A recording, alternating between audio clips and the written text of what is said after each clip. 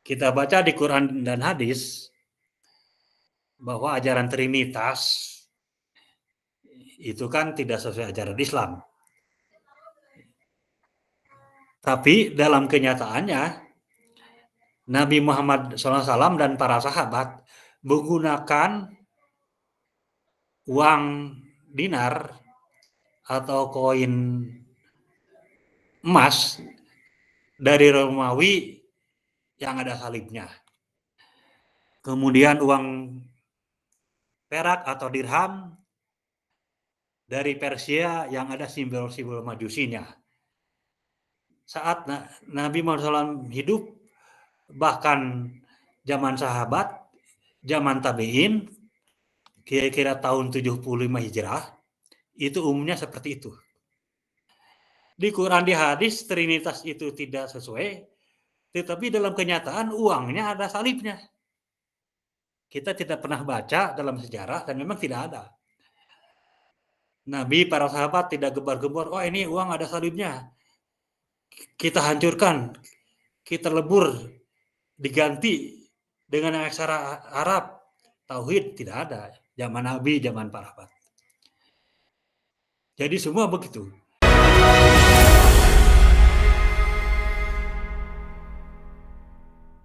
Gutu ini artinya salah satu sosok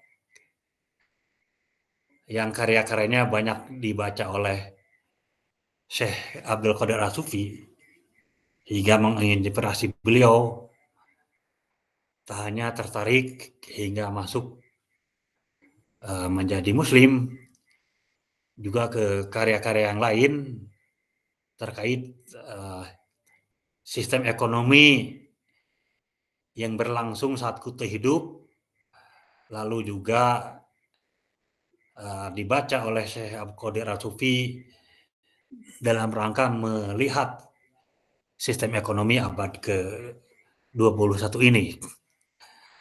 Karena itu kita belajar ketika kita melihat satu fenomena yang di depan mata kita, itu fenomena itu muncul tidak hanya serta-merta, tidak hanya ujug-ujug, ada fenomena yang bisa dilihat oleh mata kita, ada yang tidak bisa dilihat, dan itu merupakan jasa-jasa orang terdahulu. Sama misalnya, seperti Indonesia yang 270 Muslim, 270 juta penduduk, yang 240 diantaranya Muslim, itu bukan fenomena ujug-ujug. Tapi ya berkat Nabi Muhammad SAW, lalu para pelanjutnya, dari segelintir banyak orang, hingga 240 juta ini Muslim di Indonesia gitu. Atau untuk tingkat dunia dari 8 miliar itu kurang lebih 2 miliarnya Muslim. Nah demikian juga dalam gerakan penggunaan kembali dinar, dirham, dan fulus. Jadi di balik yang sekarang sudah marak, alhamdulillah, itu ada sosok, ada Syekh Abdul Qadir As-Sufi, dan lebih jauh lagi ada Gute gitu. Nah karena itu bagaimana kita belajar bahwa sesuatu itu di balik yang banyak, di belakangnya ada segelintir orang, ada satu orang yang berjasa. Karena itu ada sebuah teori dari Arnold Toynbee ya, ada istilah minoritas kreatif. Dan kita lihat berbagai komunitas yang banyak itu banyak yang muncul gitu ya, bermula dari minoritas. Baik berbagai agama besar yang banyak pengikut sekarang itu bermula dari minoritas atau segelintir. Nah misalnya terkait Gute,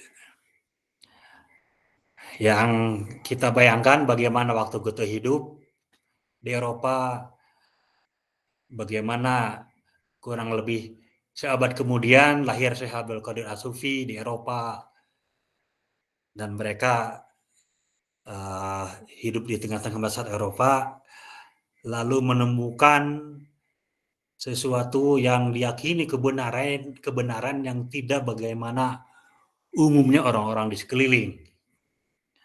Lain hanya dengan kita. Kita kan misalnya umumnya jadi muslim, bapak ibu kita muslim, kita jadi muslim. Ibu kita misalnya NU, anaknya jadi NU. Bapaknya Muhammadiyah, anaknya Muhammadiyah. Bapaknya Persis, anaknya Persis misalnya. Jadi ya bisa jadi ya, kalaupun ada pencarian, tidak sebagaimana pencarian tokoh-tokoh yang tadi disebut.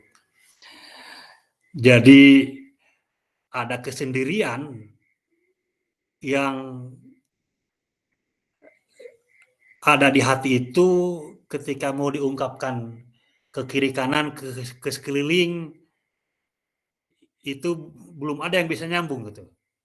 Banyak seperti itu ya. Kalau kita lihat bagaimana perjalanan Nabi Muhammad SAW saja kan begitu ya.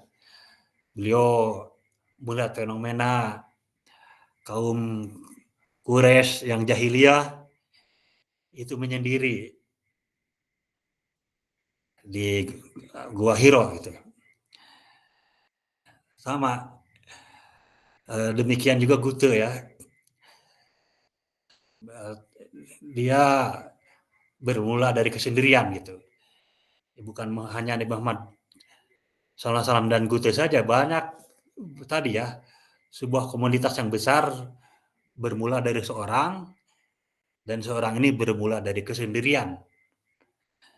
Nah, sama kalau misalnya kita melihat sejarah, ada kalanya sesuatu yang diyakini atau yang dipandang benar dalam hati kita, tetapi dalam kenyataan itu bertolak belakang atau berbeda dengan apa yang ada di hati kita. Nah, itu macam-macam.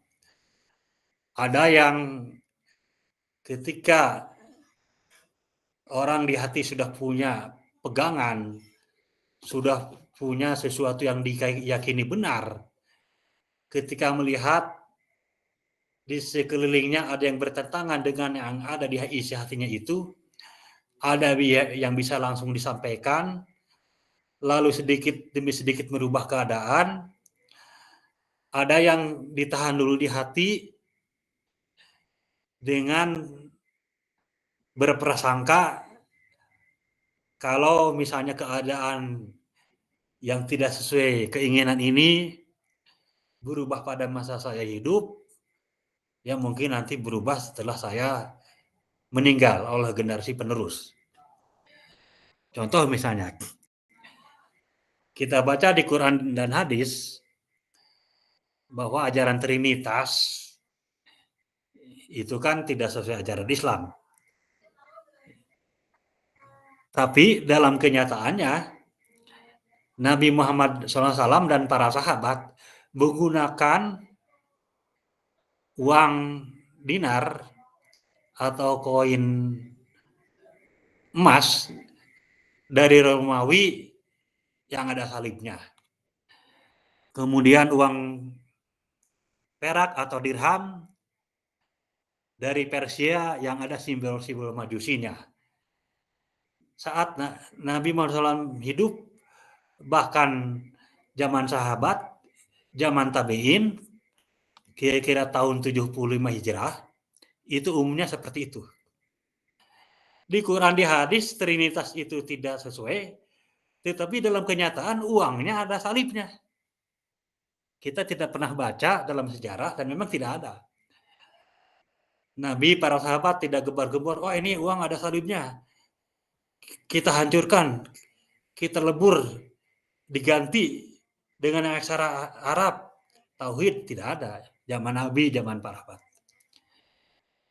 Jadi semua begitu.